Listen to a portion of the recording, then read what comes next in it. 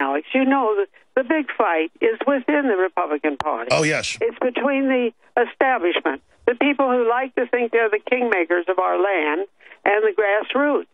And that's why people need to read my new book, A Choice, Not an Echo, because that tells you about all the shady deals and shenanigans that they pulled in the past to give us this series of losers.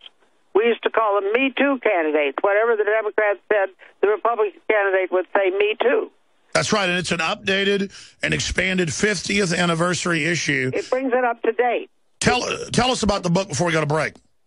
Well, the original book I published in 1964, and of course I couldn't get any publishers, so I did it myself, and sold 3 million copies out of my garage.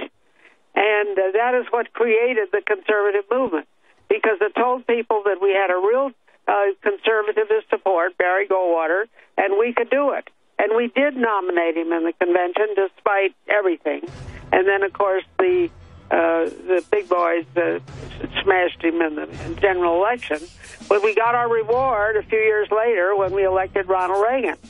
And if we hadn't created the conservative movement with The Choice, Not an Echo in 1964, we wouldn't have gotten Ronald Reagan as the greatest president of the 20th century in 1980. Phyllis, stay there.